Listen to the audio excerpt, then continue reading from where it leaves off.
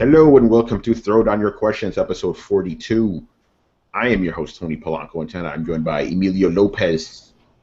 With everything I feel in my bones. Chris Seeley. Hey, what's up, everyone? And the returning one, Brett Murdoch. Come with me if you want to live. You guys missed like an epic 20-minute conversation we're having about Terminator. Yeah, you guys are missing out. I'm totally earning my nerd stripes and geeking out over the different versions of Terminator. Yeah, it's pretty crazy. I am splitting fucking hairs over here. By the way, quick shout out. I think the guy's name was like Roxy A. He goes on Throwdown Twitter and my Twitter to ask us for a free PS3. Nah, son, we don't give away free consoles, man. We want free consoles. Yeah, we don't get that sort of stuff. I mean, you give us too much credit. Yeah, it's like, hey, thank you for seeing us that way. Yeah, thank you for seeing us that way. But man, the best person to ask for that sort of stuff, that's Greg Miller. Yes, he's got that clout. The interesting thing is he was like, hey, I want to start a gaming channel. Can you give me a free PS3? I'm like, if you're going to start a gaming channel, why would you want a PS3? It's like PS3's dead, man. He's got to start out there and then move his way up, right? Yeah. You bro, you also got to get yourself an Elgato because PS3 doesn't stream. Mm-hmm. Exactly. All right, we're going to start things off on a somber note here. After a really cool weekend, Comic-Con happened, bombs dropping everywhere. The weekend ends with really, really bad news. We find out that Satoru Iwata, president of Nintendo, has regrettably passed away. Really fucked up shit. If you go on Twitter, that's all you see and stuff. Yeah, man. Despite what you may think about Nintendo, we've been critical of Nintendo. Shit like that is not good. And the guy was young. The guy was 55. Chris, what happened to him exactly? I know you were looking into it. Exactly what happened to him. Well, it was vague, the statement. They said he had a bile duct growth. Bile duct growth is really a very rare cancer. It rarely affects people in the United States. Usually it's Southeast Asian. It's usually caused by a parasite. I was thinking that maybe he had complications from it. It could have shut down his liver or something. I don't know. Until somebody says something more concrete, I don't want to speculate. But I was thinking, what is it that actually killed him? And they said bile duct growth. So I was thinking, the bile ducts connect your liver to your small intestines. And if you have a growth, a blockage, it could kill you. I mean, it has a high mortality rate. The survival rate for bile duct growth is pretty low. It's anywhere from 30 to 5% if it's intraheptic to extraheptic and distal. You don't know. I don't know what type he had. They didn't say. But they have better medicine in Japan than they do in Southeast Asia. So the survival rate, I don't know if that's a survival rate for just Southeast Asia or the world. I don't know. So anyway, I don't know how much treatment he was getting, but I was just thinking about it when they said it, what is it that probably killed him. And it's sad that it just it's out of the blue. I know he was sick. They said he was getting treatment for stuff, but it didn't say what. He's not like Steve Jobs where everybody knew what he had and they knew his condition, they knew what he was doing. Nobody knew really what was going on. So it's kind of a shock. Yeah, and Wada was a little bit of a different kind of game exec because he was actually a programmer first. He programmed a lot of shit on his own, Yeah. Was it Earthbound? He did that. He did some Pokemon stuff. A lot of Kirby shit. Games, the early Kirby games he worked on. And that's also part of the reason why when he was first initially chosen to be the president of Nintendo, it made the most sense because he had been on both sides of it, where he was actually part of the development side, and he became part of the executive side. So he knew how games work and how these things, how long it takes for stuff to happen. I mean, wasn't Miyamoto president of Nintendo at some point and gave up the role at some point? Or was he? I know he had a higher position for a while, and he kind of gave it up. Well, he's always been some sort of director, but Yamauchi was always president of Nintendo Japan up until he appointed Iwata as his successor because he was old and sick. Miyamoto didn't have any type of executive role as far as I know. And that's Although now he will if he's filling in. Yeah. But yeah, I mean, the dude's been there since 1980, basically. He's had a lot of different roles there, and he was president for a lot since 2000, I believe. He was obviously the dude who did the Nintendo Directs and stuff. They weren't the most exciting things, but people like seeing him all the time. He always used to get into him and stuff. He would be like wearing costumes or goofy, props or whatever. So people definitely had an affinity for him. So that's why you're seeing all the grieving on Twitter right now. And then obviously everybody's sharing their Nintendo memories, whether he worked on the game or not. Yeah. It's kind of it's sad whenever any I mean, granted, anybody dies is sad. When it hits close to home like this, man, it hits us harder. So just had to give that man some proper acknowledgement. Yeah, definitely. And I'll say this right now, people, please, like, the man is like barely dead. Stop with the controversy shit. There's already stuff going on right now on Twitter where people are like making up things that I'm not going to name any names, but they're making up things that certain organizations or people are saying like that are dishonoring this man. But I'm like, you are dishonoring him by making up this shit. It's like stop with that crap, please. Like, the guy's barely fucking dead and you're doing this shit. It's insane. So that's that. Let's move on to what we're here for, answering your stuff as we do every single week.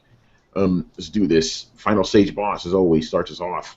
I bought Batman Arkham Knight digitally last week, and I tried to play it over the weekend, and all I got was a message that said cannot connect to server to verify license. Apparently PSN was down in some capacity, so I couldn't play my game that I paid $60 for. I've been told I don't know what DRM is, but all I know is that all of my disc games work just fine. My question is, do you really want an all digital gaming space where we are at the mercy of a service to be allowed to play our games? That's the problem, and we did Yes. talk about that before. That's the problem right there. You buy if you download a game, it's not really yours. So if the network goes down, you're fucked basically. It sucks, but I don't really know how they're gonna have a solution to it, because it seems that everybody's just rushing to all digital without thinking about the the future of it, the problems inherent in which we see all the goddamn time. Well, I mean, one thing that you want to keep in mind is that they know that you bought the game and that they're not trying to fuck you this way. What is happening here, and is important to remember, is they're trying to fuck you a completely different way, and that way just happens to be bleeding over into the way that they are currently fucking you over. So what they're doing isn't intentional.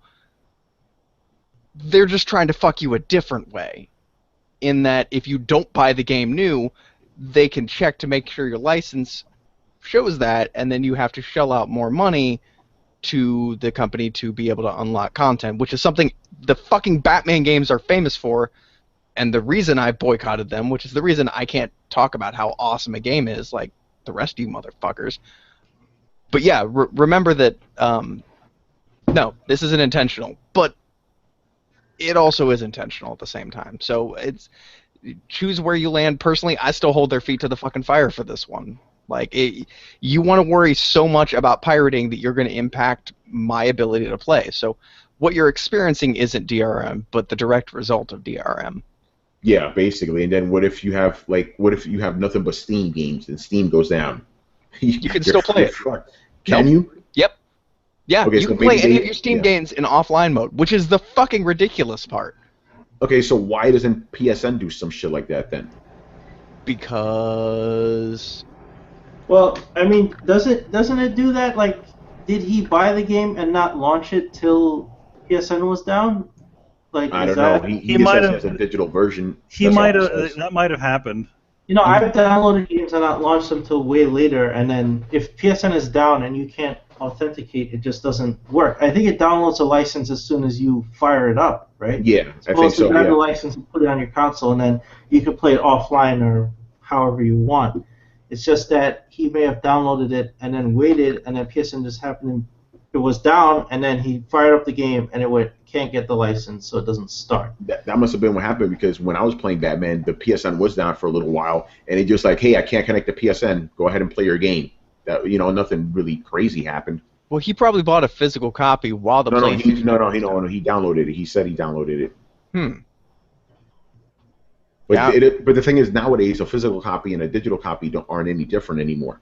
No, It's I the was same only going to shit. say if he bought a physical copy while the outage was going on, the first-time authentication that these types of games do wouldn't be able to go through, and that would explain his problem. But if he downloaded it, yeah, he must have waited to start it up then? Yeah, I guess so. Yeah. Still, it's bullshit. Yeah, it should. Yeah, he said he bought it last week, so it's definitely after the game came out.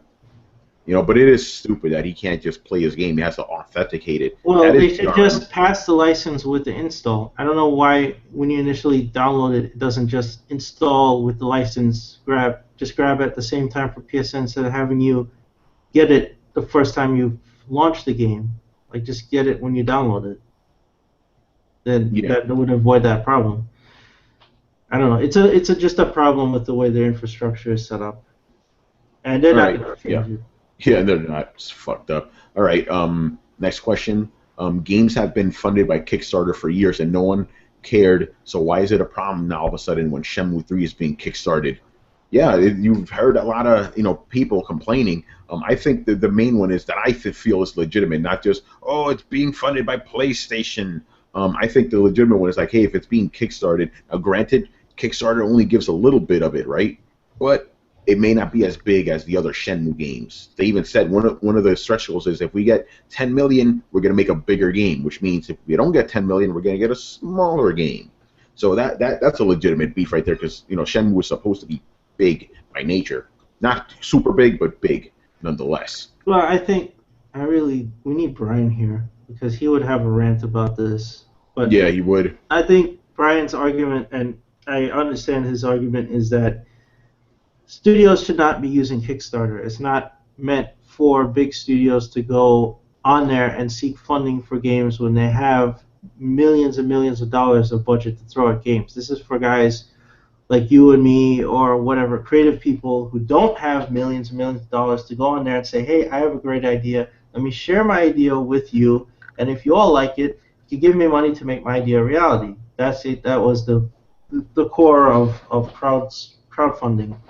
And it's kind of being twisted now by big companies to say, well, we can use this too, right? There's nothing saying we can't. So it's like, instead of spending money, we're going to use this as a free test bed, and we get money to make a project, and then we'll bankroll the rest of it. So it's like you're covering costs almost of the big company to test whether the project would be viable or not, and at the same time they get a certain amount of budget at the same time. I think that's where Brian was coming from, why he was mad and he's against companies using Kickstarter for that purpose. And Shenmue was the example. Can I play the devil's advocate though, and say that 90% of all Kickstarted or early access games are pretty much thinly veiled scams that never actually come to fruition as a fully fledged and playable game. I mean, I think Brian would be the first to agree with me that Steam Early Access is, for the most part, a wasteland of desperate and abandoned games, and devs do not understand how to, or these devs in these early access games don't understand how to properly fund a game. I mean, this is one of the things, and if you want me to get into an ARC tangent, I absolutely will, but this is one of the things that I read in an interview from the ARC developers where they were basically saying, in this day and age, you have to have the game pretty much done before you open it to early access or Kickstarter. And the problem that a lot of people have is they're expecting this Kickstarter money to fund their production. And that is not the way to develop a good game because you have no quality control. You can't set solid plans. You can't determine what you can and can't add because you're constantly just living week to week on this cash flow that comes in, and it ends up making a game that never gets done. And as much as I hate to say it, and that's cynicism and whatever, that's exactly what I've seen. And the only games that I've seen actually successfully kickstart something are games that either A, can run under their own steam to get to a final finished product by themselves without the need for this Kickstarter, which may make you ask why the need for the Kickstarter to begin with, because it helps propel that game and it helps add to that game. You should have the ability to get your base game out and have it be a good game, and then have all of these stretch goals depending on how successful your crowdfunding is. I know that it sounds like I'm saying that small developers shouldn't be able to participate in early access, and that's definitely not what I mean. But to a certain extent, I'm sick of paying for video games that never get fucking finished or never get past a broken stage. And I'm looking at fucking you, Daisy. Yeah. Well, I can, Oh, yeah, I man. can understand what you're saying, and there's a lot of people who kickstart stuff who don't know how to manage money. You know, there's definitely a business side to everything, and I'm not saying Broken you Age. need it. Sorry, Right. that went down wrong. Well, see, Broken Age, that Tim Schafer should know better. Like, he's a guy he's been developing and running a creative studio for years. Like, he should have known better. So that was kind of bullshit. But for smaller devs, and it's not Kickstarter's fault, because Kickstarter, like, you could make a comic on Kickstarter, you could make a piece of pottery on Kickstarter. It's for any type of creative project, right? It's not for video games. Oh, that Video games reminds are me of just that guy who did the pie thing. Remember that shit?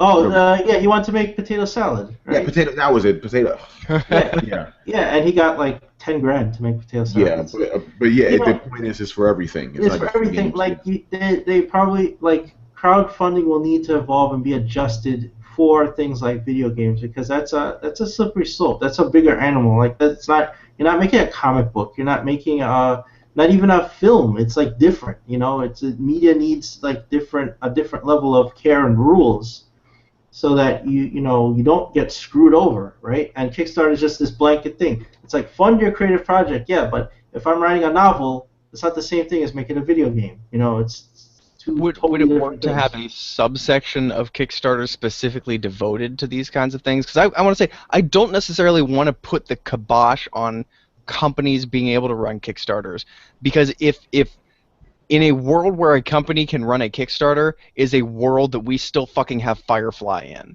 And, all of us have had these things that we loved crushed under the boot heels of some fucking company just thinks nobody's interested or doesn't think they can pull the money. Where, we're sitting here screaming and throwing our money at the computer screen. Like, I like the idea that there should be an avenue where consumer voice can be translated directly into monetary value to help launch projects off the ground, which at the end of the day gets us more of what we want. Well, that's why I argued. Well, that's why I said I gave Brian's argument for why that's bad.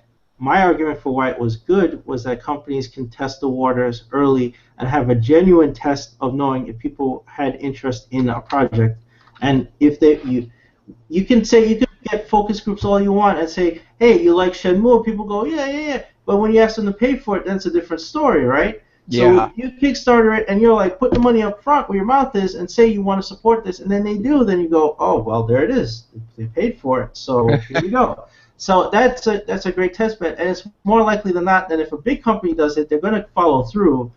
They're going to have some more transparency. They're going to say, here's the finished product. Here you go. Here's what we promised you. And if they cancel it, they'll give your money back and not run off to another country with your donations. Like, thanks, bye.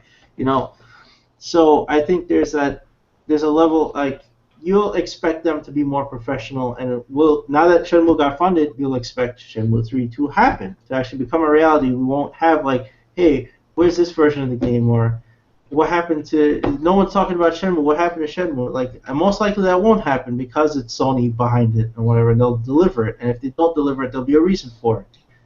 So that's the positive side of it. The negative side, I can understand everybody's like, this is for creative people, this is for small timers, you big guys are getting in on our stuff. No, it's for everyone. Kickstarter is really a blanket thing for all sorts of crowdsourcing.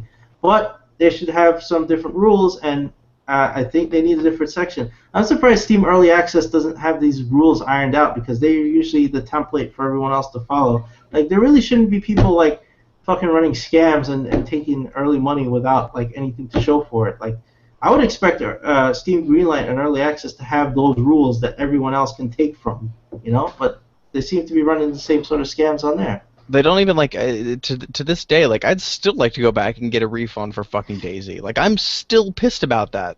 The fucking programmer just abandoned that shit halfway through. Like, you don't do that. It was something that a lot of us invested a lot of time and a lot of money into, and it never came to fruition. And how something that big can stumble and fall completely separated from a very passionate user base to a certain extent, fucking terrifies me.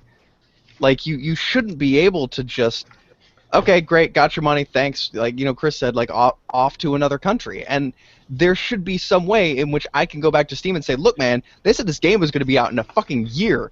3 goddamn years ago. I'm sick of them adding new backpack skins. I'm sick of them not having a basic working game. Quite frankly, I'm done with it, and I want my $20 back.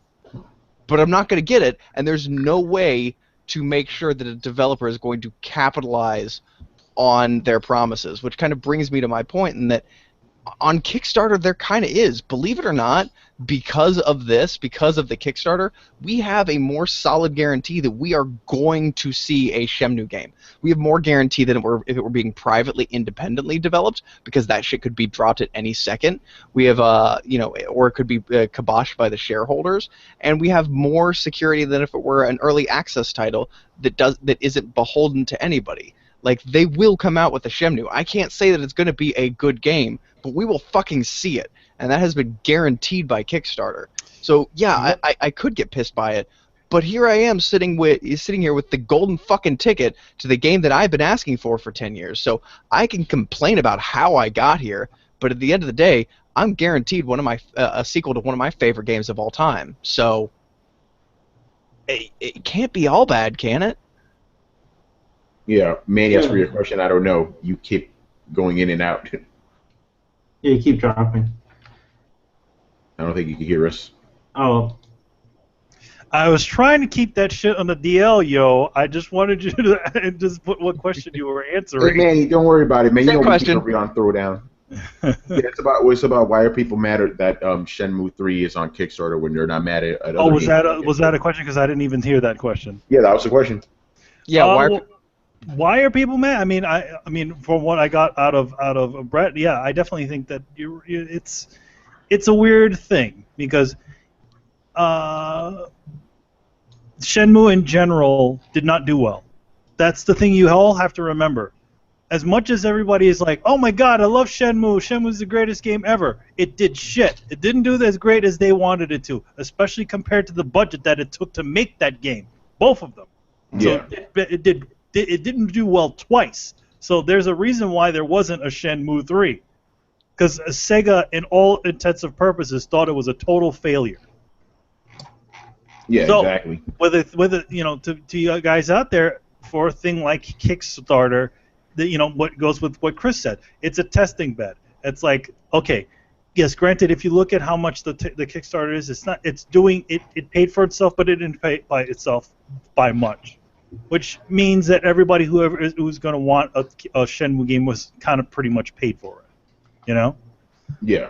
So I feel like it just means that it just shows that there's a demand, and that's what a lot of companies seem to be using these things for. And it started with Bloodstained, where it's like they're like, yeah, we have funding, we're only putting this Kickstarter out to just gauge the interest as to what we're going to be doing. Yeah. By the way, I'm just going to get right to it. I know why he's asking this. Final Stage goes, I know you, son. I know you. He's saying that a lot of people are mad because it's a PlayStation-funded game for now. If it was the other way around, people would, the other people that are complaining wouldn't be complaining. Yeah, That's what he's trying to say. Yes, because the last one was on. The last one was on the Xbox. Was on the original Xbox. Yes, I understand that sort of thing. At the same time, that doesn't mean just because it didn't go now, doesn't mean it won't go later. If it does good enough. I mean, that's one of the stretch goals, I believe, coming to other platforms. So yeah, so when you want an Xbox, well, yeah, you want an Xbox version. So why don't you start paying for it? Sony's already put their money into this thing. Yeah, that's why they get the exclusive, because they just said here, based on what you've given us. So yeah. Exactly. All right, moving on to his last question here.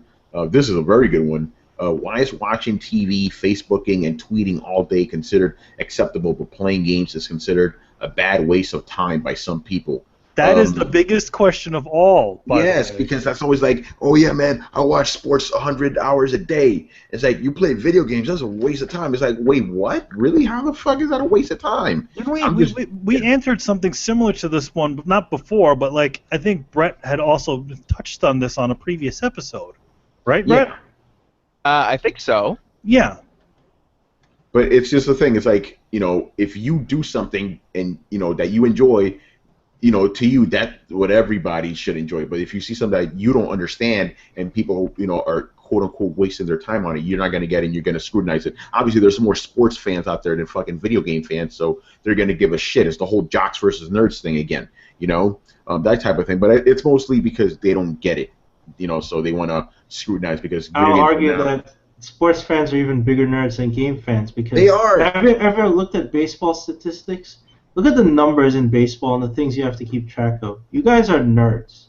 You keep track of numbers, you keep track of statistics, you know the intricate details of all these players, especially on your team, but all over baseball, all through all the teams, all 180 games of every fucking team playing, stats, on base percentage, fucking his batting average, all this runs batted in. It's like all these stats you have to keep track of. It's like you guys are like, oh, video games are for nerds. How about you fucking accountants? You keep track of all these fucking statistics. Yeah, it's like fantasy baseball. I'm like, that sounds like an RPG to me. Like, what are you guys even talking about? It looks more complicated than a fucking E-Trade board. I'd rather trade stocks than try to keep track of baseball. Yeah.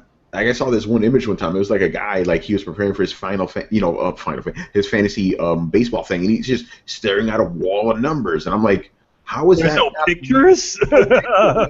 I'm like, imagine the average gamer wouldn't be doing shit like that. They'd be like, no, give me a controller. I want to play as Batman already. Fuck all these numbers. If I calculate the amount of time between, here's the thing. For fighting game guys, they're like that. They kind of get into the numbers and stuff, but it depends on whether they're going to win. When you do fantasy baseball and football and all that shit, the only thing that happens there is the satisfaction that you were right in your calculations. Other than that, you don't really get anything. You're paying for nothing if you are paying for it. They bet and stuff, but but it goes the same thing. It's like, they get entertainment time, yes. In the end, it's like, what does it matter? You're still being entertained. That's what I'm saying.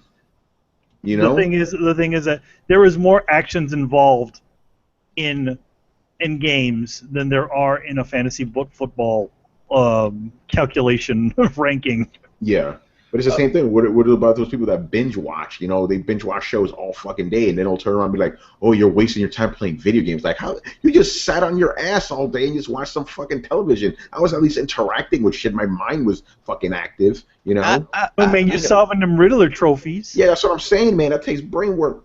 Yeah, honestly, I think that we're all on the dangerous, slippery slope of becoming hypocritical. My personal belief, if I'm allowed to get a little bit psychological here, is that people have a tendency to simplify things that they don't understand. And the best example I can give is D&D.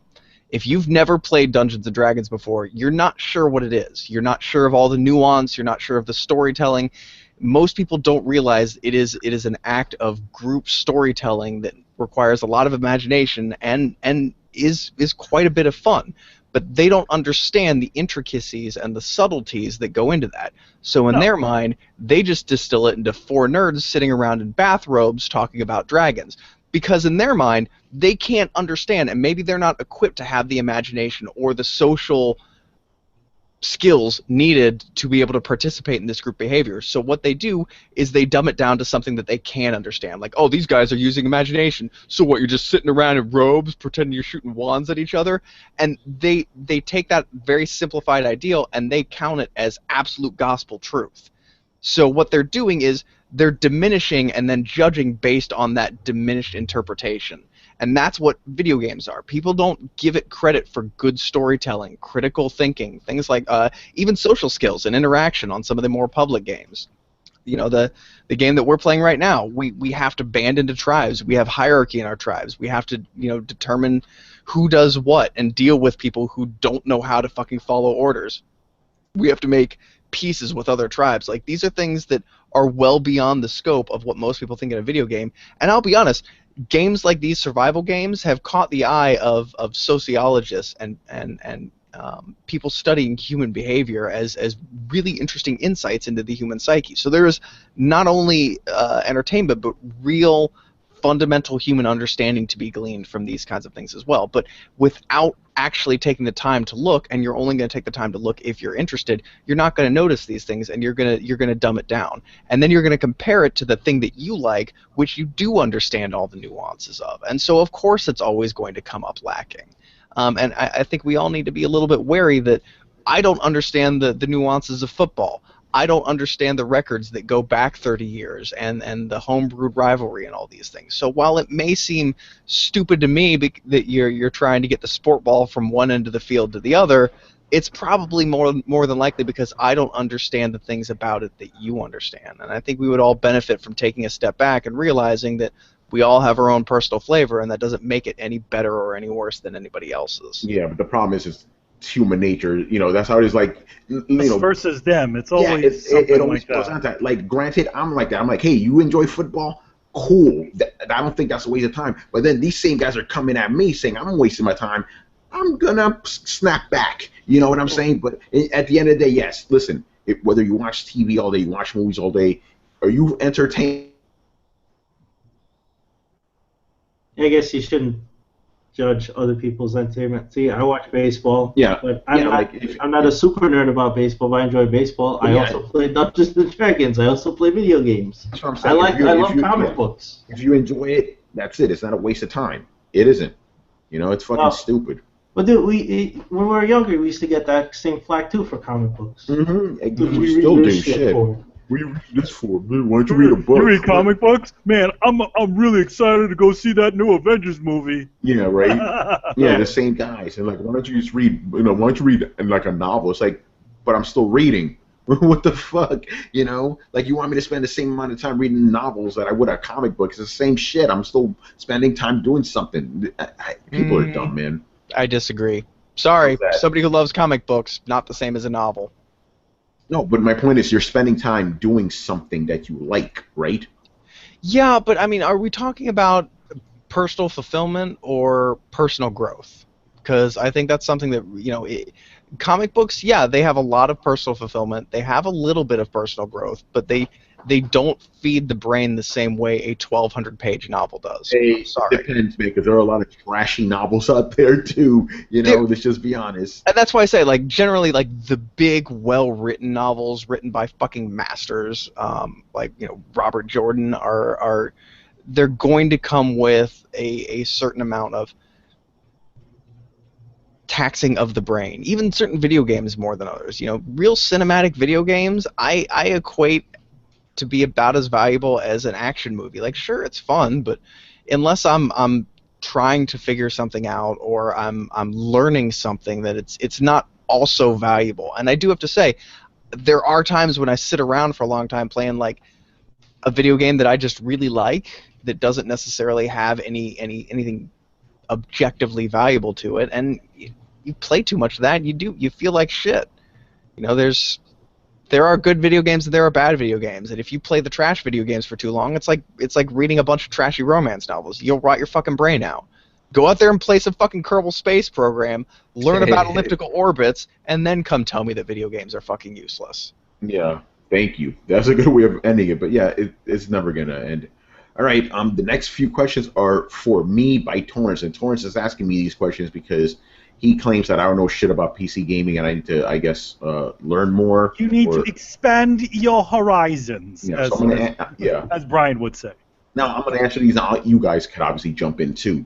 All right, first one is, why do you think it took so long for Divinity to hit consoles, and what are you looking forward to the most? I can't answer that because I don't know how the developers work. They, you know, that's how it is. I didn't even think Divinity was coming to consoles. So that's a good thing. As for where I'm looking forward to it, I haven't seen enough of the game, admittedly, to you know, get too hyped up. But it seems to me like it's Dragon Age minus all the good cinematic stuff I like. So I can't get excited about that. It's like, yeah, the mechanics are cool, but I need that extra oomph to get me excited about it.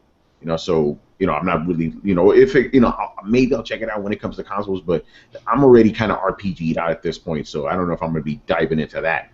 Oh man, you've been open world and RPG'd out for a Yeah, little it's bit like there. shit, man, it's too much.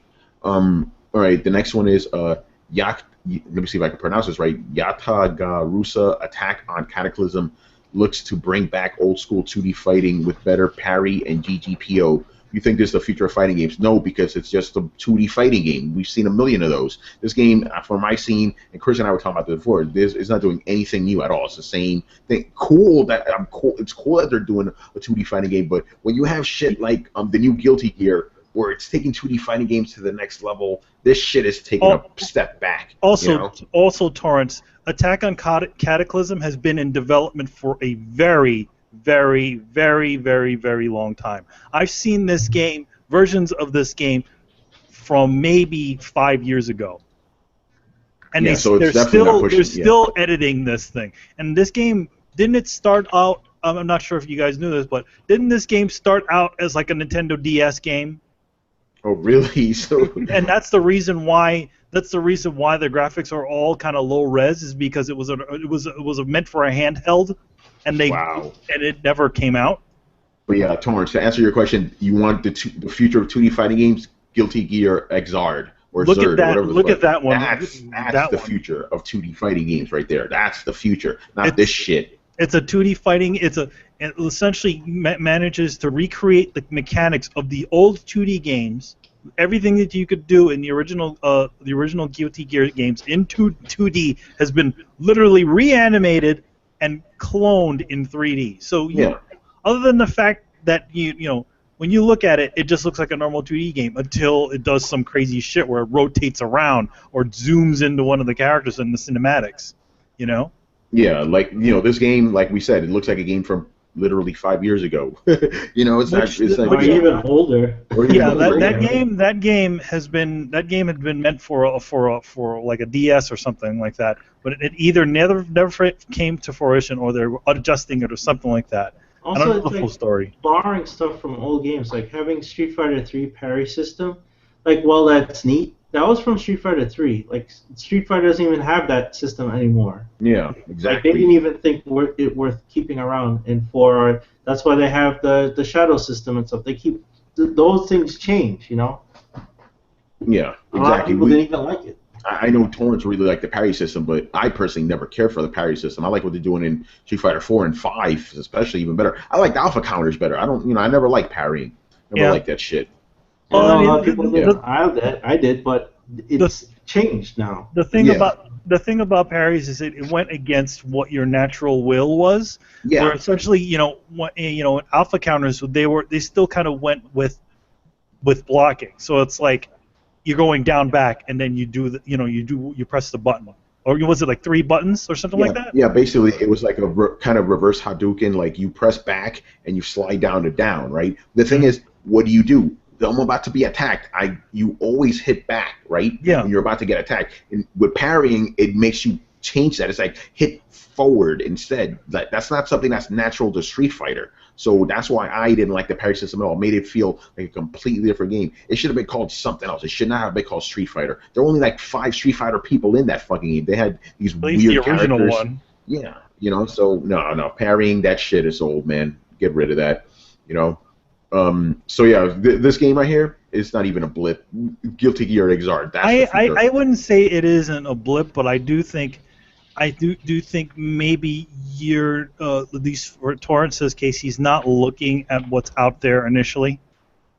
I mean, for a game that's like a 5-year-old game that's been going it's something like 5 years or 4 years, has been going over iterations of itself for so long, and now it's all of a sudden going to be coming out. I mean, it's already outdated.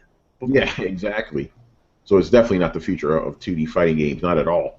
All right, next question. Next car game, Wreckfest, takes us back to the PS1 games where Destruction Derby came out. What do you think of it? I never liked those Destruction Derby games on PS1. I couldn't stand them, so I probably won't like this either. In fact, he was like back in his Sony hating days. He was like, Torrance, I hated Sony back in the day when I was Sega head. In the Sony hating days, he was like, "Oh my God, that's stupid! But what do you do in that Destruction Derby games? You just smash into each other and then make triangles come out of your car?" Yeah, basically, give me fucking Sega Rally, man. That's what I wanted. So Destruction Derby, I don't care about. I never cared about Destruction Derby games then. I don't care about them now. So this one, I don't give a shit. Next one. Here we go, Brett. This one's kind of for you too. Space Engineers allows you to build your own ships and bases from scratch. Builder type games are gaining more and more popularity. You think Space Engineers will have the success of Minecraft? I'll go first. No, it won't, because Space Engineers is not a game for kids. The reason Minecraft took off is because kids latched onto it. Granted, it wasn't supposed to be a kid game. It was not supposed to be that. It's just like, hey, let's build some stuff for fun. But kids latched onto it, and that's why it became what it is. Space Engineers, it's more cerebral. It's not going to be Minecraft. Not going to happen. Yeah, and I don't know. In Space Engineers, you're kind of limited to making space crafts and things. Minecraft, you can pretty much build anything you want if you can figure it out. Yeah, exactly. I mean, people have made simple calculators with Minecraft. Yeah, Minecraft is open-ended. Space Engineers is about something specific. It narrows the people that could get into it. So it's definitely not going to be as big as Minecraft. Brett, your thoughts? I disagree with both of you. Of course you do. Yeah, no, you can build. This game is it won't be as popular as Minecraft, no, but not for the reasons. I think a large part of the reason that Minecraft became so successful was the adult population, was the streamers, was the people making computers and giant, ridiculous, complicated things. I think after its initial wave of popularity, you had a lot of kids playing it. But most of the people that I've run across have at least been over 16. The problem with Space Engineers is that it's more limited, but not in the things that you can build. You can pretty much do anything in Space Engineers that you can do in Minecraft, plus more. Basically, it's Minecraft you can build with stationary blocks. Space Engineers you can build with any kind of moving blocks. So you can do just about the same amount of stuff. The problem is that it doesn't have the survival aspects in it. It's the thing that made Minecraft beautiful wasn't the fact that you could just fly around and build things like Legos. It was that you actually could play the game and live and survive and exist in this world. So it was all the beauty of a survival game mixed with all the beauty of a roguelike mixed with the beauty of building things. And roguelike in the sense that when you died, you dropped all of your stuff. And if something came up and blew your base up, it stayed blown up. There were real consequences. So I see Minecraft like this. It's like if you had you had your Legos or your sandbox, like your sandbox, and you've built this amazing castle. You always have to watch out for that one kid who wants to kick your castle or smash your Lego building. Yeah, to a certain extent. Although in Minecraft, it's not so much a kid as it's always that fucking creeper. Yeah, it's something in the environment that's literally gonna come in, may come and destroy your wonderful. Smash up your Legos, man. There's a kind of excitement to that though. Like it has a lot of the same things that make games like Ark, which just is fucking blowing up right now for very good reason. Ark is something more akin to what Minecraft is than what Space Engineers is. Space Engineers is more of a sandbox building. There's not the survival. There's not the open world. And when I say sandbox, I'm talking more God mode sandbox. Yeah, there's a non-creative survival mode in Space Engineers, but the problem is there's no real bad guys. There's nothing coming to destroy you except for possibly other players, and that can lead to a very, very hostile environment where people are just killing each other. And the problem with these survival games is there's a bleed over from the Call of Duty crowd, where even in Ark, I've gotten this argument on forums with people multiple times, where they just run up and kill everybody, the first person they see, and they're like, whatever, dude, it's a survival game, it's PvP. And you're like, okay, let's take a fucking second to appreciate the fact that they put in tribes, they put in a structured tech tree, they put in the ability to knock people out or group up with them, they put in proximity chat.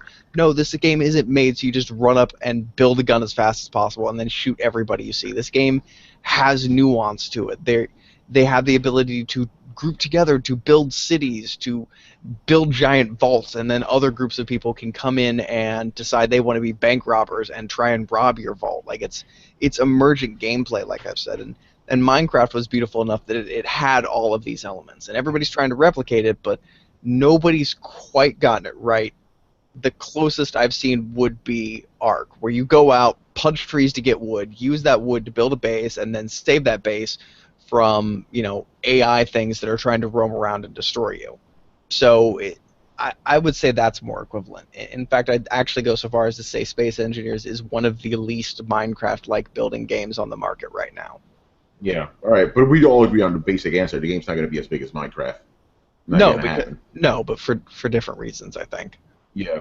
All right. The last question here: do you think For Honor took cues from Chivalry, Medieval Warfare, but made it more accessible to the console audience? It's interesting you ask that because that's what everybody was telling me. I'll admit it again. I've never heard of Chivalry. I've heard of it, but I didn't know anything beyond that. Wait, you mean the term chivalry? You've never heard of it? No, I've heard the term chivalry. The game Chivalry. Oh, wait, there's a game called Chivalry? I never haven't even heard of this. Yeah, there's a game because after For Honor, people were like, "Hey, that's like Chivalry." I'm like, okay, like I just heard of the game Chivalry. I didn't know it was like a PC only game. So I'm gonna just defer to everyone and go, yeah, I guess it did take cues from Chivalry and make it more accessible to audiences. For Honor was pretty cool. I think it's gonna be an evolved situation where I don't know how long it'll last, like beyond a week. Like I think the first week people play are gonna be like really impressed by it. Then after that, you're gonna drop off because I don't see any semblance of any kind of story. If they have a story, then okay, but if it's just you playing against other people, it's going to get boring really fast. We saw Titanfall, we saw Evolve. You know, no, it's going to drop off fast. I think, you know, yeah. I mean, it's not just a isn't just a multiplayer like fighter, is it? That's what it seems like. I've never seen anything from this, so unfortunately, I'm not in the know with this one. Yeah. So, all right, Torrance, there's your answer. Well, here, you know, Torrance, yeah. I know what you're trying to do. Mm-hmm. You know, you're really trying to stir the tree and try to say that Tony is not into PC games and he's not. I admitted that. And he has multiple times admitted this thing. The thing is, as being Tony's friend for so long, I've learned that there are certain Tony needs to find things on his own a lot of the time. Like in other words, if there was something, there has to be, in order for him to go through all the trouble to get a PC together, to put everything together, get everything all together, there has to be something that is totally mind-shaking and unbelievable. But at this point in time, obviously hasn't been anything for him to go and say, oh, I need to have a gaming PC. Yeah, am I right? You're 100% right. I'm glad you said it, you know, because you could vouch better for me than I can. Yeah, that's exactly what it is. I still don't buy it even when Manny says it for you.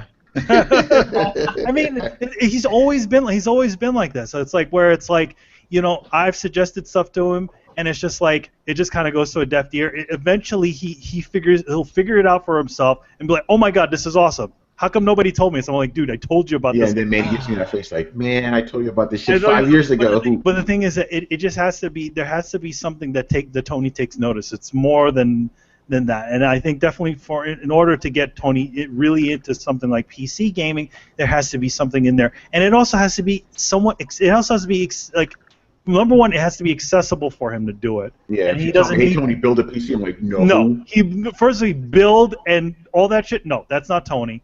And then the other thing, go through all the trouble of trying to figure out how drivers work and all that other bullshit. Tony doesn't want to deal with that. Yeah, if you could somehow magically make PC gaming as easy as console gaming, or as you could just stick a damn game into the goddamn thing or do whatever, then I think he'd be a little bit more open to it. But the thing is, Steve's got pretty close, man. But that's replicating. But the thing is, that's replicating the console experience. If I'm going to do that, I'll might just as well own a console. That's what I'm saying. There's no point, you know? There is a point, though. Like, it's what was the last roguelike you played, Tony? That's the thing. Brett, I don't care about those type of games. I do not. How do you know? Have you played one? Have you ever played a survival game? Have I? I'm not sure. But you played that one with the Oh, kid. yes. There was a one just survival game. I forget. The PlayStation 3 one. No, it's a PlayStation 4 game. Little cartoon man. He looks like Don't Starve. I turned that shit off 10 minutes in. That was stupid. I'm like, what's the point of this? You know? Listen, Brett. You got to understand. Tony has his thing of games, and if there's some that he kind of has to, in order for him to get into it, it has to be a certain amount of things to be in there. Like I remember, I'll put it this way. I tried to get him to play RPG games back in the day, like when Final Fantasy IV came out and all those games. Final Fantasy VII, even then, when he first saw it, I'm like, dude, this game is awesome. You get to do all this. He's like, I don't like games where you have to use menus in order to control the characters. No, I know. The reason I'm shaking my head is Tony's literally saying, I would not play a PC game unless it were something new and innovative and fresh. But I'm not going to go to PC. I'm not saying that. I'm not saying that. I'm saying it has to catch my attention. It has to catch my attention. Does it have to be new or innovative? It has to catch my interest. And 90% of the games that I would buy on fucking PC, I could buy on console anyway. And the thing is, PCs are, I don't know why we're getting into this, but anyway, PCs are the realm of MMOs and RTS games. Those are the big exclusives. I don't care for either genre. So why would I get a PC to do that? I did like indie games. To be here. Because because that's dated information, Tony. That is how is that dated information? How is that? Okay, what's dated about it? Because think about it, dude. What else is there on PC that isn't already on a console? What game does Brian play all the time? Elite Dangerous. Is that an MMO or an RTS? No, that's one of those builder games. I don't like those kind of games either. It's not a builder game either. See, that's my point. Is you don't even know what exists beyond the realm of consoles, but you still talk shit. I'm not talking shit. What are you talking about? I'm just saying I'm not interested. Well, that's not quite a good example because Elite Dangerous is going to be on Xbox. So it is coming out. That's what I'm saying. Like most of these things, most of the kind of games that are going to be coming out in consoles in 2 years are out now. Like the PC is a hotbed testing ground. There's all kinds of new games to be made, and it's one of those things. Like, trust me, I love my console. I prefer not to play on PC because I work on my PC, but there is a whole nother world of gaming on the PC that is not available on console. Can't you say that the cream of the crop of PC will eventually come to console? So why? No, Star Citizen, which will be a game-changing game, will never come to consoles. Well, that's because that's within the genres of a fucking PC, the whole RTS stuff or whatever the fuck it's supposed to be. No, it's not RTS. It's progressive world. If you want a game, look, we've all, since we were kids, wanted a game where you could just jump into a Starfleet and then walk around, talk to some people, buy some stuff, jump into your starfighter, fly around, take a mission, shoot down some other players, land on a fucking plane. Sounds like another game that's coming up for PlayStation 4. Yeah, I know. And see, that's the thing, though. Even No Man's Sky it's ridiculously shallow compared to what Star Citizen is going to be, and I'm stupid excited about No Man's Sky. I'm actually losing interest in it. Believe it or not. You know what, man? I'm actually with you. Like, I was very interested. I'm losing more and more interest in it every single time they show it and talk about it, because I feel like, okay, so we're in the universe. So what else do we do? I feel bad too because I feel the same way. It's like you could go to this planet and do what? And swim in the lake and I had fun here. I don't know. And then he didn't show it. Like, you don't find anything. It's like there's these angry robots, so just leave. Okay. I don't know. I feel like I play that for 15 minutes and go, all right, I'm bored of the universe. I'm going back to Gotham City now. But anyway, okay, let's just say maybe I get a PC and find something that's totally neat. Okay, maybe that's possible. Maybe it's happening in an alternate reality already. But I'm not willing to, shell out the big bucks. And Torrance, I don't care that you're like, $600. No. If I'm going to get a gaming PC, it's going to have to be like a big ass expensive machine. Otherwise, what's the fucking point? But I'm not going to do that. You're going to make a full-on investment in it. Yeah, but I'm not willing to do that. So tough titties, basically. If it comes to console, I'll check it out on console. I don't need to buy I have too many fucking games anyway. I don't need to have a PC just drown me in more games. For me, with PC games, I every so often something piques my interest, and if my computer can play it, then so be it. But I'm not going to go through all the trouble of getting new graphics cards. Well, even though my cousin did send me a new graphics. Yeah, he did. What about the $500 Steam box that they just came out with? I want to see a little bit more on that. I'm I'm actually excited for Steambox. If it worked better and provided better graphics and frame rate and all that good stuff in a console, if you could play Assassin's Creed in a higher resolution, higher frame rate, higher quality, flame weights. Manny doesn't care about that. Neither do I. I don't. I mean, yeah. I'm gonna deal with if the Steambox. I in general I was interested. I'm definitely interested. I just want to see a little bit more of what it's going to be, stuff like that. And can I use my PlayStation controller on it? Yes. Because I did manage to try that new controller at E3, and I wasn't impressed with it. One of the little things I did. I liked it though. All right. The nipple controller. Let's move on to the last questions here by Killax, and they're all about Comic Con.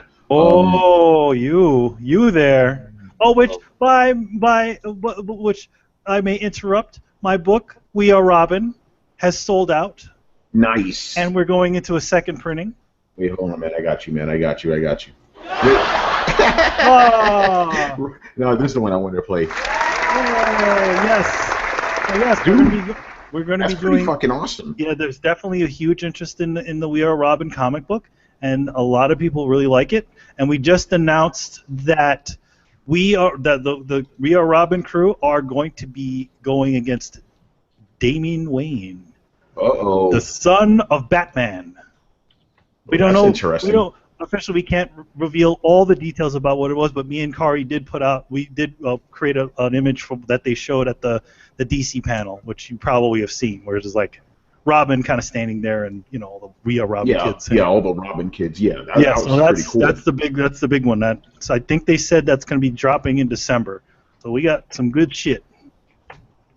Sorry. By the way, no, sorry for nothing. By the way, I love that concept of Robin is okay. See, here's the thing: Batman doesn't need to be Bruce Wayne, right? Batman could be anybody. He's a legend. He's transcended. Robin should have that same status too. Well, Robin has transcended. I mean, because some people are still like, "Oh no, it's got to be a person." Like, it's a mantle that you earn. I mean, you could have Batmen if you wanted.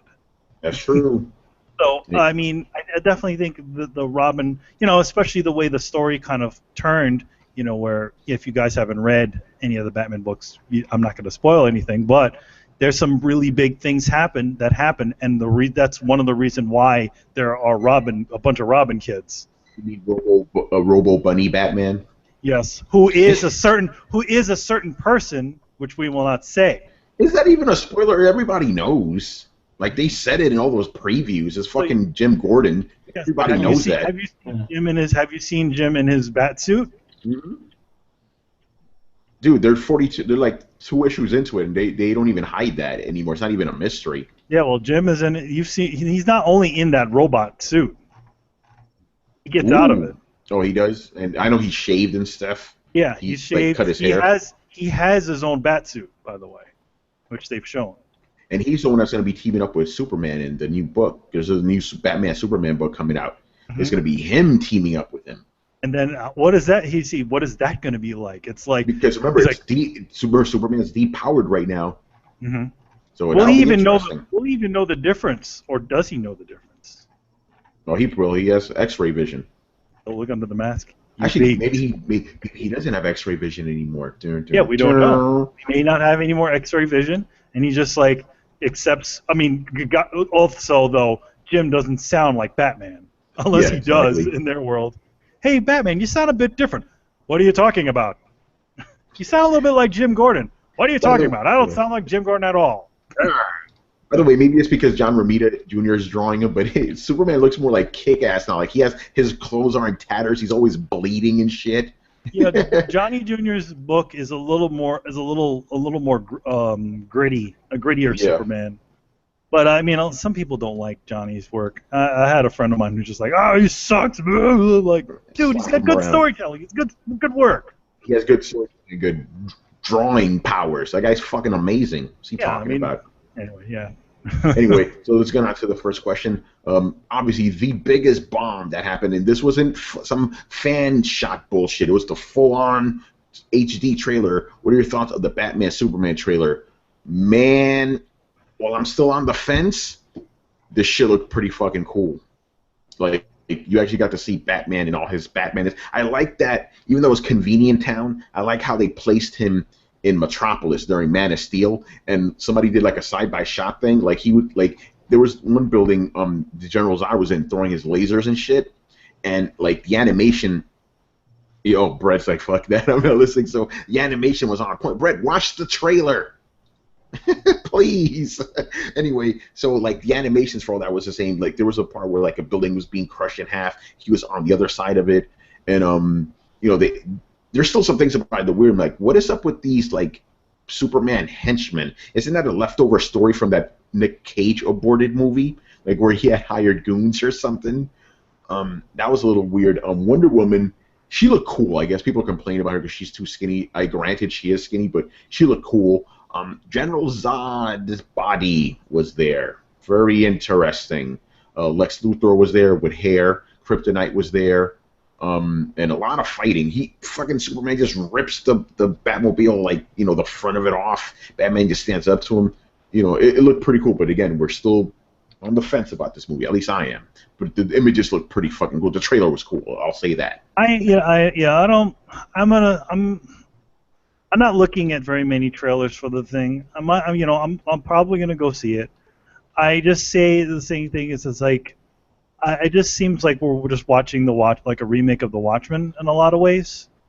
Just done in a Superman versus Batman movie, or Batman versus Superman. Interesting. Movie. And this seems to be like a super, very direct sequel to Man of Steel, because he's getting called into a hearing and stuff over what happened in Metropolis. They hold him responsible, all that shit. Chris, I know you saw it. What do you think? Oh, I was impressed. Like, I've been down on Batman, Superman, but that was pretty impressive. I mean, I know the trailer started off with the disaster porn that left off in Man of Steel, yes. And I thought, okay, I don't know, the emotion. Like, Ben Affleck did a great job when he was running into that cloud. Like, the building was crumbling, he's running against everyone to get in there. I thought that was impressive, and he's holding the little girl, which I'm like, thank you. Don't fuck with children around Batman. Now you fucked him pissed off. That's why he's mad. That's why he's mad. It's a little. This little girl, he's hugging her and he's looking up at the sky. I'm like, don't fuck with children around Batman. Now you fuck. What if that's Robin? Carrie Kelly, right? What if that was Carrie Kelly? There you go. There was little touches in there, like the Robin suit with the Joker writing on it, which I guess is Jason Todd's suit. Yes, I think it's Jason Todd, man. Yeah, that's why there's no Robin. And okay, I know I made fun of Jeremy Irons, but he was doing a good job. I liked the stuff he said. And the fact, like, they face off, and it's so badass. Like, dude, does Superman go for a kill shot in that trailer? Like, he shoots the fucking heat vision at him, right? And he barely grapples away before it fucking goes through the building. I'm like, yo, he just tried to kill him. He would have roasted him to death right there. Yes. Like, holy shit, he's not fucking around. By the way, I find it funny how, people are like, hey, Superman snapped Zod's neck in the last movie, and everyone's like upset they did that. Then if you watch this shit, so like Batman snaps a guy's fucking neck. Like, remember when they're holding him down? Like, dude, he just killed someone right there. Yeah, what about that one? Yeah, that's a little. Someone's complaining about that shit. Yeah, I guess we're going back to Tim Burton Batman, where he just doesn't give a fuck. He's just murdering people. It's like, who cares? I didn't do it. No, I'm gonna kill everybody. When this one, he's using like a vocoder or something to hide his voice, because you can't be like, you can't do that shit again. It's stupid, No, I did like that. So he sounds like he's auto-tuned. Yes. The only part of the trailer I didn't like was Jesse Eisenberg as Lex Luthor is exactly what I thought he would be. Like, it's just Jesse Eisenberg with a weird, I don't know if that's his hair or it's a wig, I don't know, but he looks and sounds like I thought he'd be. It like, hey, just try to be evil. Okay, I'll sound like the Facebook movie, only more sinister. I'm like, dude, I don't know, it wasn't working for me. That was the only part of the trailer where I'm like, I want to call that movie Batman versus Superman versus Facebook. What was up with the scene where he was like touching Superman's face? Like, what? What the hell's going on there? That? He's like, I'm like, this is creepy, and Superman has this pained look on his face. I'm like, what the fuck is going on here? Are they gonna Are they recasting Lex Luthor as gay? Maybe. He's like, the red capes are coming. The red capes are coming. Like, what the hell? What is up with this guy's acting in this? This is weird. I He's mean, kind of creepy, Lex Luthor. No, Yeah. number one. I mean, I'm sure the gay and lesbian and slash whatever community would probably be really offended if he is playing an evil gay dude. I want to kill. I don't want to kill Superman. I want to have sex with him. Oh man, but yeah, I'm with you, Chris. The trailer looked pretty fucking cool. And I liked Wonder Woman too. Like she took her gauntlet, she went like that and caused a fucking shockwave. By the way, I have a theory. I don't think she was fighting either Superman or Batman in that scene. Because so apparently there's a rumor going around. I don't know if we want to talk about this rumor, but who the bad guy is. I don't know if you guys want me to talk about it or not. Whatever. Basically, they got Zod's body, right? Rumor is that Luthor's going to turn him into fucking Doomsday. We'll see, but that's what's going around. Apparently, this got leaked like a year ago. I will find him again. Yes, but yeah, Zod is in the movie. Luthor might do something, and then they have Kryptonite in there, which I never liked Kryptonite. It's always such a cheap plot device. You mean MacGuffin? Yeah. Yeah, it's weird that it's in there because I thought they got rid of it in lieu of his weird atmosphere was what made him weak, and now they like flat out went back to Kryptonite. Yeah, I guess because there's no other way Batman would credibly be able to beat Superman. Let's just be honest. He puts him in like an atmosphere suit, and he's like, I know your weakness. It's air. But yeah, it looked cool. I want to see the next trailer. All right, the next question here is, what are your thoughts on the Suicide Squad trailer? Now, this was, shaky cam bullshit, low-ass quality, so very hard to determine what was happening. The only thing is, I love how DC was a little flat-out lied about Joker. They're like, oh, he doesn't have tattoos, guys, don't worry. He has the same tattoos, they're all there. Wait, they're just they said they're not happening, but they're in there. Yeah, they're flat out in there. It's not even hiding it. They're right there. Every single tattoo that you saw in that image is in there. Like, why would they release an image with him with tattoos if he's not going to have them in the movie? But yeah, like I said, the trailer, it was very hard to see what the hell was going on. And then WB was they didn't like the fact that got leaked because they're like, guys, this shit's not even finished yet. I didn't understand. Number one, you say that then don't show anything. Number one. If you broke the sacred rule of Comic-Con. Oh, bullshit! Fucking every single one of those trailers, every single one of those things have gotten leaked. Don't bullshit. Number one, even if it does get something leaked like that, it's still good. It still gets a lot of press from it. So whatever. By the way, if you're interested, here's the thing. If you don't want anything to leak, then don't show nothing. Basically, just show a logo and some music. There you go. That's your trailer. I'm gonna have to agree with our friend Jeff Keighley on what he said. He's like, hey, listen, just the fact that all these things are getting leaked like that lets me think that maybe these guys should just stream shit like E3 does. Why not, right? Yeah, at least they have control over where it's getting shown. Right? Because what harm does it do to let regular people that are not at Comic-Con watch this shit? It doesn't do any harm. As a matter of fact, it helps them. Exactly. People are very excited for this movie. And from what I could see, it looks kind of cool. Like, they had the scene with Batman in there. They were all together and stuff. The Joker looked really cool too. I never had a problem with the tattoos. The movie could be cool. But at the same time, they could have just released it for everybody to see. They're shutting it down everywhere now. Shut it down. Well, I don't understand. At E3, you could stream the conferences, right? The same conferences, all the press and everyone's sitting at. You can watch it at home. So why is it an unwritten rule of Comic-Con you can't fucking talk about stuff? They're making up unwritten rules. There ain't no unwritten rules. Because I'm here, I should see it. You should. I'm special. Whatever. It's not finished, guys. Never mind the fact that every single Comic-Con, everything sells out. And you can't get in. Has anybody also known that just you getting into one of those press conferences is also freaking limited and stupid too? Yeah, Hall H, man. About this, right? Yeah, Brett, Hall H, man. I don't want to talk about Comic-Con. See, that lets you know right there. Exactly, right there. Right there, right there. What? So yeah, No, basically, I'm pissed I didn't get to go. I would gladly deal with the bullshit in Hall H, man. Oh, really? Yeah. Do they let you stay there if you want, or do they kick you out after every presentation? Well, That would just- suck. By the way, Zack Snyder actually drove to the line in the Batmobile, which is actually pretty fucking cool. So yeah, I wish I could say more about the Suicide Squad, but it was very hard to make out what was happening. Chris, were you able to see more of it? No, I didn't watch that one yet. Is Will Smith going to be doing a song for it? He should.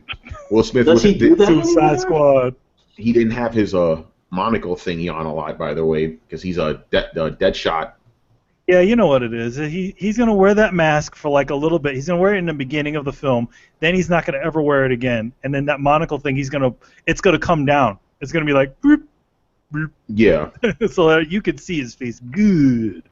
Right. Or just- Okay. Good. Actually, the last question is like, what do you think overall? Let's just get to other stuff because the other leaked trailer, and Fox is not really caring too much if people watch, is the Deadpool trailer.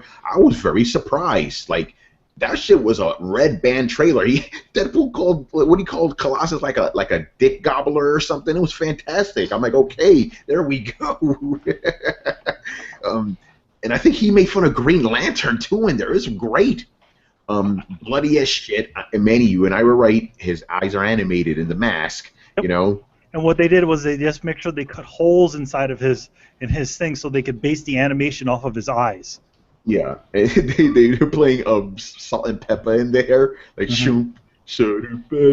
They're playing all these crazy songs in there, and it was half of it was the leaked footage. Remember, like the test footage, but just filmed at the time. And yeah, like I said, if this movie works, we'll see more rated R movies. So I hope it's good. The trailer gave me a good feel from it, and that's saying a lot because I was very, very skeptical about it. Because again, we seen Ryan Reynolds as Deadpool, and that shit didn't work. This seems to work now. Here's the thing: you gotta understand them. You can't help the fact that Ryan Reynolds was in a bad film. No, Manny, we discussed this. Remember? Yeah. Brandon Routh was a good Superman. Yeah, he was he would have made a damn good Superman. The only thing is he was in a piece of shit film. Ryan Reynolds was in a good Deadpool. No, he wasn't. But I mean, you couldn't say any. The thing is that you couldn't say anything about his performance as Deadpool because the beginning of. I mean, because come on, in the beginning of the film, what was he? He was just some guy who sat in a thing, said a couple of lines, and then you never saw him again because it was a fucking Wolverine film. Yeah, until the end where he's like Mutant X or something. He's Mutant X, and then the thing they do initially is they just wrap his mouth up. So. Yeah, exactly. So this seems to be the real deal Deadpool and stuff.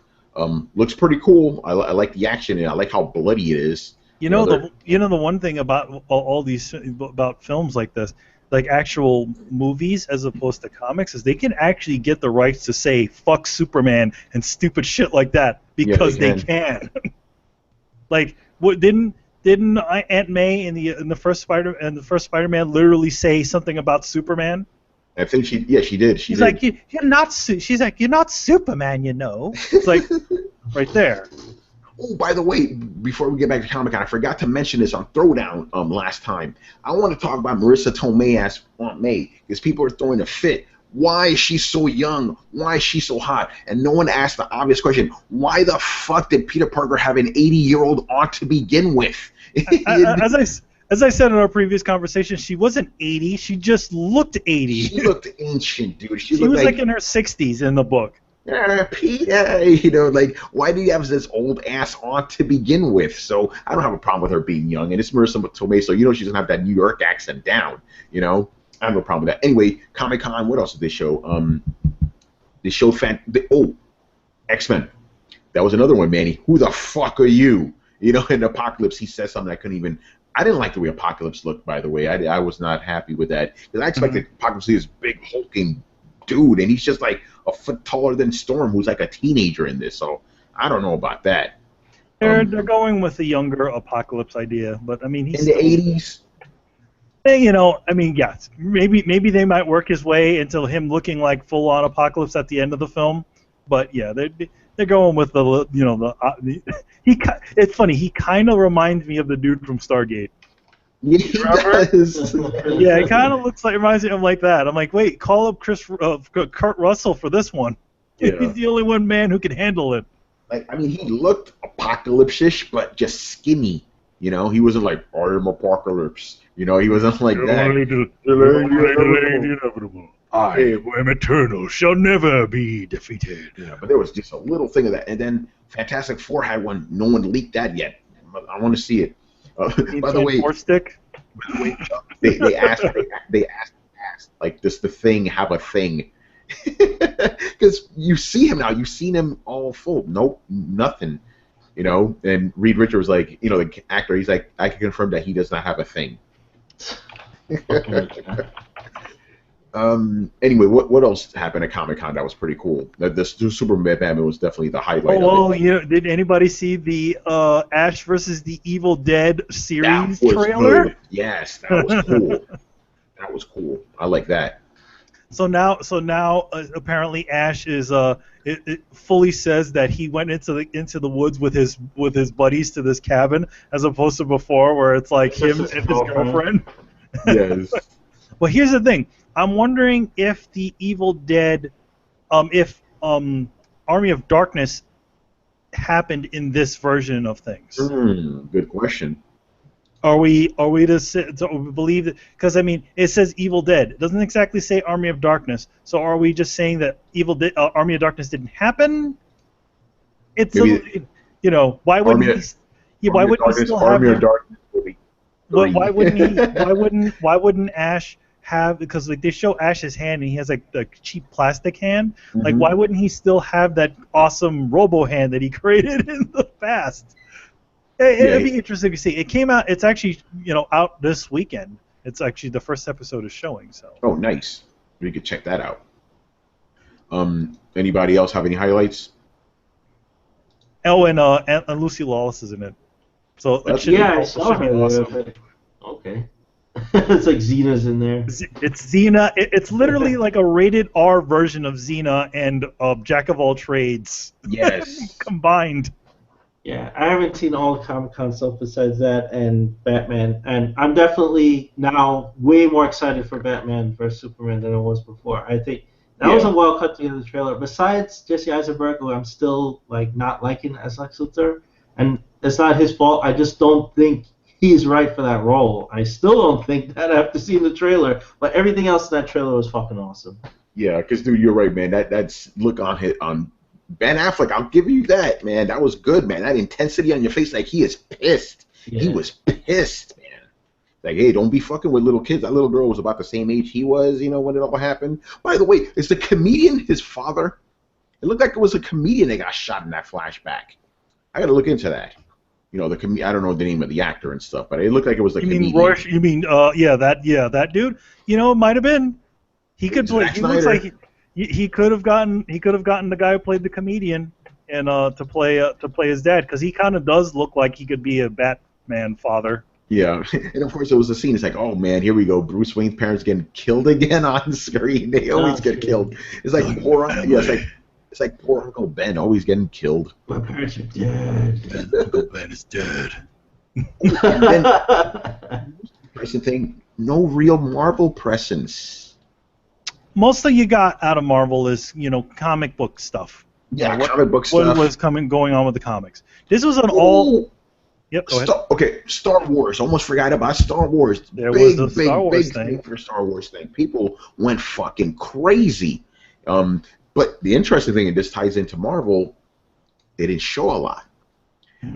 Some people are speculating that Disney is going to be focusing on their own shit. D23, their convention, that's where you're going to see Star Wars. That's where you're going to see Marvel shit. It's possible they can control it better. They don't have to vie for time, for other studios. Yeah, they can devote a whole thing. I mean, dude, they have literally a full-on friggin' convention for that stuff. So yeah, I mean, I wouldn't put it past them. Yeah, because as cool as the Star Wars panels, you had Mark Hamill, Carrie Fisher, you had all these guys there, right? You didn't see much. The only thing you got is like you find out the official name of the bad guys is the First Order. They're the remnants of the Empire. That's who they're fighting in this. That's about it. That's like the only new information you got. The rest is like, oh yeah, we love making Star Wars. It's fantastic. The legacy, all this other stuff. I do like that. They were like, hey, you know what? If we could make it into an actual practical effect, we're gonna fucking do it. They very sparingly try to use CG, which I like. Yeah. And they even got Kasdan to write the movie. He wrote, he helped co-write the first two movies, which is good. Should be cool, but yeah, I think we're gonna see more during D3. What does George Lucas think? I don't care. I'm getting my money. Like, as long as I don't have to deal with it. Jeez, you guys suck. What else happened? I mean, this Comic-Con wasn't as bomb throwy as last year when you had Marvel just like throwing everything at you, but it was still pretty cool. That Superman thing was pretty awesome. I definitely think that DC, as the last few years of people have said, and this is not me talking as a DC employee. Yeah. But I definitely do think that after all this waiting and all this stuff, they're actually finally fully coming out with everything they've had. I mean, we've seen it before where it's like, DC has had really like very little presence. Like they have this weird outside booth that's not in the Comic-Con and all kinds of other weird things. I think now they're definitely, now they have something. DC stole the show, man, because even on top of the movies, like their TV thing was really cool too. I love the intro of the TV panel because, Stephen Amell, right? He comes in dressed in the new Green Arrow outfit. Green Arrow, I'm saying that for a reason, not Arrow, Green Arrow. He came out as Oliver Queen, and he does like a monologue of, a little bit of variation of what he does on the show. And yeah, my name's Oliver Queen. Yeah, he's like, my name's Oliver Queen for the past 5 years, all that shit. But a couple of things from it. One, you get to see his new costume. He said Star City. He didn't say Starling City, and he said Green Arrow, and that fits in with the whole thing they're doing with the show now. If you saw the season finale, it's going to go in a more lighter tone because Flash has been so like that. Flash is like a true comic book show on TV. So Green Arrow wants to be more like that now, and they said they want to focus more on Oliver Queen. To have a balance between Oliver Queen and Green Arrow because in the last season it was just Arrow and that's it, nothing else. They said it's still going to be like gritty, but not as gritty as it was before. They want to make it just more, I guess, comic bookish. We'll see how it goes. Yeah. They're not doing. I mean, it's weird because it's like just Daredevil just came out, and everyone's like, oh my God, what? Arrow?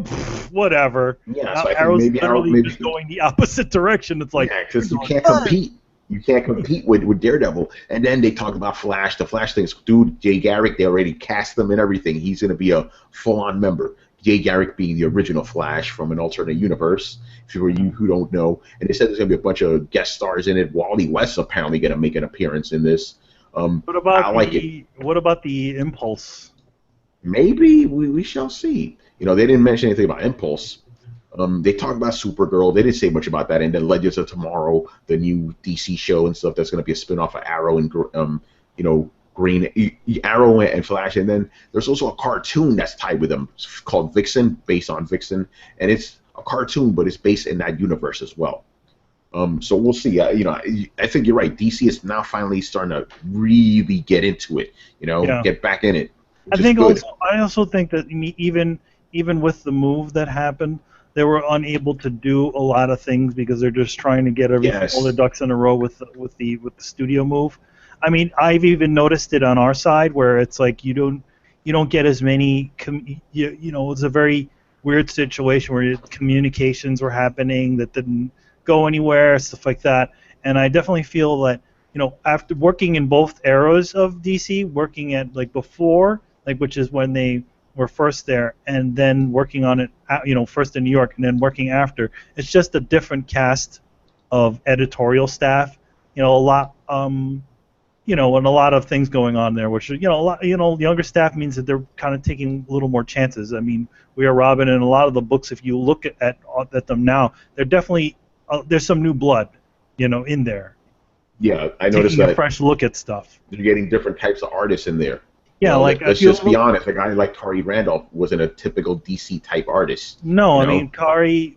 Just let's be honest. Kari would always a lot of times would be would be relegated to doing cartoons tie-in books. Like some of his books that he did for DC were as cool as they were, was stuff for the Teen Titans cartoon, like a adaptation of the Teen Titans cartoon, and that's the best they would give him. It wasn't until We Are Robin, and even like some of the stuff, like cover stuff that we've done for them, that as of late that we've gotten a little bit more, and you know, definitely he's getting a really big push with this thing, which is really cool. Yeah, so it's good to see, you know, things are changing in the right way for DC. And yeah, You know? I think, you know, I mean, it's like, you know, Marvel has always been about the new blood, you know. DC in general has always been about rehashing the old blood. Like if you ever looked at like the stars of the last few years at DC, they're all former Marvel guys. Yeah, from the early '90s. Yeah, from the early '90s. Jim Lee, you know, even as awesome as Greg Capullo is, Greg Capullo. All these names, Walt Simonson, all these former Marvel names you see. Dan Jurgens, Scott Lobdell. Yeah, all those guys, all former Marvel guys. And now they're kind of dipping into the younger talent, which is people who've done work for DC. I mean, one of my coworkers on Venture Brothers works on. She's the artist for the Black Canary book. Oh, nice. And she had done work for DC many times. Annie Wu. So finally, they're actually giving her. She did some work on Batman Beyond and a bunch of other things for DC, and that's kind of where she got known for. But this, you know, they're giving her like her own book, like a full-on her own book and everything, which is great. Yeah, we didn't talk about it, but yeah, you're right. There were a lot of like really cool, you know, comic book announcements because remember, you know, Marvel and DC already had their shift with Convergence, and now Marvel, you know, Secret Wars is still going. It's going to end in September, and they announced a bunch of shit that's coming. And here's the thing I want to talk about real quick. I think this is on air too, so you could quote me on this. I said, after Secret Wars is over, Marvel is not going to focus on X-Men a lot. I was wrong, and I'm pleasantly surprised by that. There's a lot of X-Men books coming, but the interesting part is they're mixed in with other books, like X-Men and Inhumans, like Uncanny Inhumans, X-Men and Avengers. So it's X-Men, but they're not alone. Interesting, right? Yeah, I think that what that comes from is that they can't. Again, X-Men books in general are friggin' they print money. And for them to kind of just say, all right, X-Men, it's not happening. No, they still have to be able to do it. But, you know, have these characters in there. But I think, you know, you team them up with somebody else, and you just have them with somebody else dealing with their problems. Yeah. You know what I mean? It's like, oh, blah, blah, blah, and the Inhumans. It's like, okay, so what are we doing? We're fighting Inhuman villains. Yeah, exactly. It's like half the team is X-Men, half the team is Inhumans. You won't see a lot of new X-Men characters. That's the main. No, you won't see any new X-Men characters. You won't see any new X-Men characters. What you will see is X-Men guys hanging out with other guys. Oh, and one that was announced today, very interesting. Spider-Man and Deadpool are going to have their own book. Well, I mean, this will also not be the first time that they've had a book together. No, that's true. But remember, there was Cable and Deadpool for a long time. Well, I mean, there was a couple of, you know, like crossover books that they've done with Spider-Man. I mean, literally, it's like, you know, Spider-Man and Deadpool. It's almost like Spider-Man and his rated R counterpart. Yeah. You know? Yeah. They're gonna have our boy McGinnis drawing it. Jeff Loeb, I think, is writing it. I hope they'll, you know, I hope McGinnis kind of, you know, as much as I like McGinnis's work, I hope he kind of goes a little bit back to his a little more looser, kind of cartoony style. I mean, as of late, his work has gotten very technical looking. Yeah, we don't need that. We go back to the. I'd like to see some of his stuff that had that kind of Capcom air to it. Yeah. You know, back when he was first drawing Deadpool, when Deadpool started becoming his own. Because, you know, that's what people don't remember is that when what's his face was writing that book, when Ed McGuinness was doing it, that was when the Deadpool we know became the Deadpool we know. Yeah, exactly. Because before that, he barely talked. He was just like, he was an assassin, and that's what he was. He was a guy in an awesome mask. That's what he was. By the way, I saw Rob Liefeld draw some pictures of Deadpool. It's like, stop it. Stop. Well, you know, in general, and by proxy, Rob Liefeld is going to get the credit for Deadpool because he essentially was the first guy who did it. But his version of Deadpool was never the Deadpool that is not the Deadpool that everybody knows. You know, Deadpool started off as a Deathstroke ripoff. Come on, it's plain and simple. Look at his name, Wade Wilson, Slade Wilson. Come on. He was essentially just a Deathstroke clone. eventually when I'm losing his name. He did Ben 10. No, I don't know who. Christopher something. No. The guy, you know this artist, this guy. Let me just get his name. I'm totally blanking him out. Like, keep going. Anyway, but yeah, I think the art style is going back a little bit to more the McGinnis we know and love, that kind of cartoony stuff. Like McGinnis, that's what the shit we want from you. Well, I mean, also I think a lot of times what happens. This is a little bit of under the hood stuff. Sometimes what happens when you deal with studios is they do tend to tell you to adjust your style a little bit. Yeah. To fit what the book is. Sometimes as an artist you may adjust your style to fit a book because you may not be getting work. So it does happen. I mean, if you look at the end of the guy who created Talos, who passed away. Oh, Mike Waringo. You look at Mike Waringo's later work. Waringo, yeah. Mike Waringo's later work does not look like Mike Waringo's work when he was drawing Talos and when he was doing all those Spider-Man books. He adjusted his style so that he could get more work. And I think in general that might have happened a little bit with McGinnis's work, where he maybe people were saying, "Oh man, you draw too cartoony. Maybe you need to cut back on that a little bit."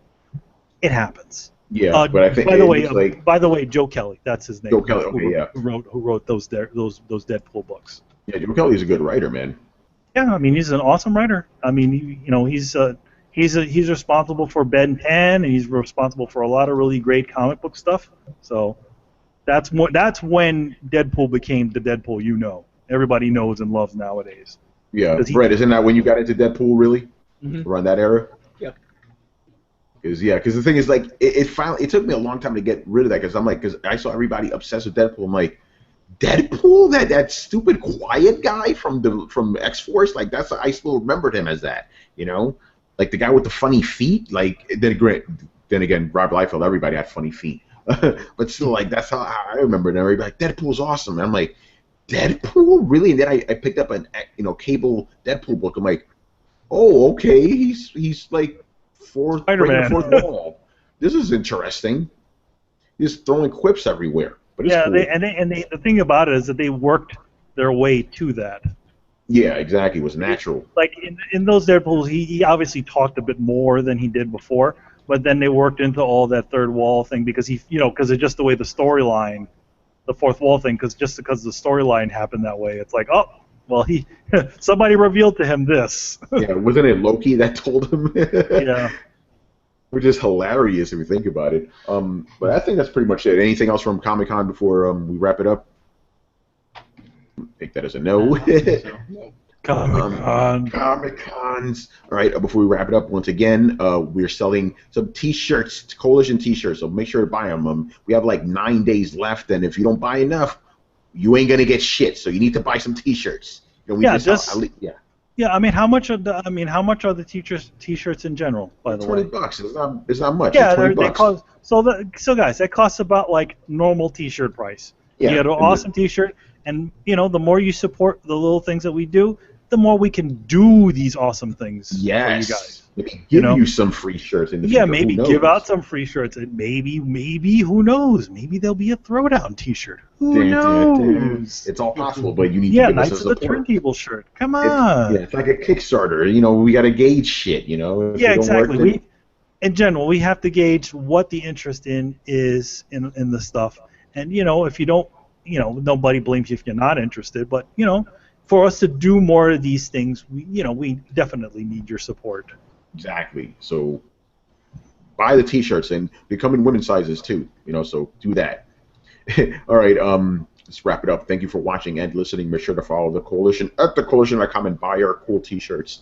Subscribe to Throwdown, SoundCloud, iTunes, and YouTube. Don't forget to follow us on Facebook and on Twitter at Throwdown Show. Links are available down there. Once again, I was with Tony Polanco, and tonight I was joined by Emilio Lopez. Da, da, da, da. You got the touch. Da, da. Brett Murdoch. I honestly don't know how to follow that one. So, yo, man, you could kill it right now with a Jaden Smith quote. I totally wasn't prepared. I didn't know. I do want to say though, this will be the last time I'm seeing you guys for a week or so. So I will catch you on the other side. Yes, give us a quick update. What's going on? I don't think the people know yet. Rachel's going in and do her reconstruction surgery Tuesday, so she'll be hospitalized for about a week or so, and I will be by her side. So I will not be here for the next Throwdown or Throwdown Your Questions, but I should be returning pretty regularly after that. Awesome, and we'll keep you guys, updated on everything that's going on. And of course, Chris Seeley. Hey, good night, everyone. All right, guys, we'll see you next time. Later. Deuces. Later, guys. Peace.